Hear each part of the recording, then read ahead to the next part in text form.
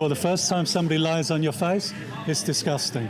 Somebody sweating on your face, it's horrible. 8 years ago, when I was 55, I started training Jiu-Jitsu. This is my doctor, my personal doctor, my Korean doctor. I'm convinced if he injures me, he'll be able to fix me.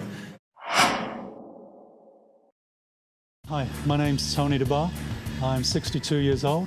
I was born in England.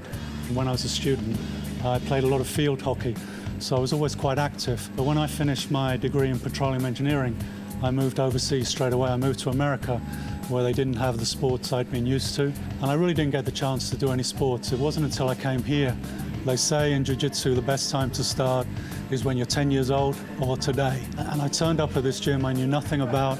I knew nothing about Jiu-Jitsu. There were all these guys covered in tattoos, fighting, sweating. As I say, I was 55 years old. I was in a senior position with an oil company, and I really didn't know if I was going to enjoy it or not. But after about the first lesson, I was almost addicted. I'm still addicted. I spend too much time watching Jiu-Jitsu DVDs or watching YouTube.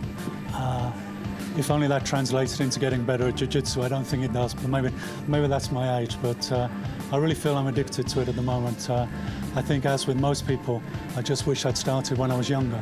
All of my colleagues think I'm crazy, that they can't understand I do this. So I think there's no way they will ever try this, but they give me a strange look every time they see me Monday, Wednesday, Friday with my gym bag leaving work. It's like, why on earth are you doing this? You could be going drinking beer.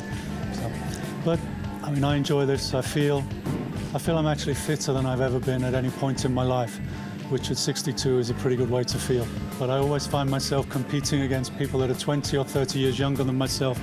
Like when I come training, I feel I'm the same age as everybody else until we start rolling. I would love to be able to compete against people my age, but I don't think there are too many people stupid enough to do Jiu-Jitsu at my age. It's always been a good experience. They say at Jiu-Jitsu, you either win or you learn something, and I've certainly learned something. It's made me train harder. It's made me want to get better more. So Jiu-Jitsu's made me realize that once you get on the mat, everyone's the same. It doesn't matter. We're all trying to improve our Jiu-Jitsu. I was once in a class where the instructor said that the most important person on the mat isn't your instructor, it's your training partners. You have to look after them. You have to look after yourself, but you shouldn't injure your training partners. You always need to be careful. If you lose your training partners, you've got no one to train with, you won't improve.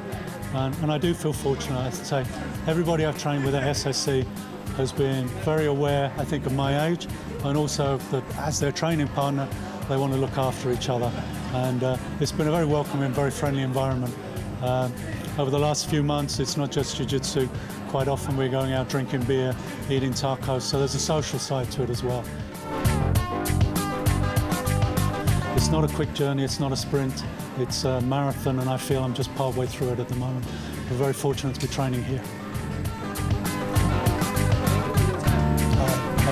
You're welcome, huh? Thanks, guys. I'd like to thank my parents, my producer,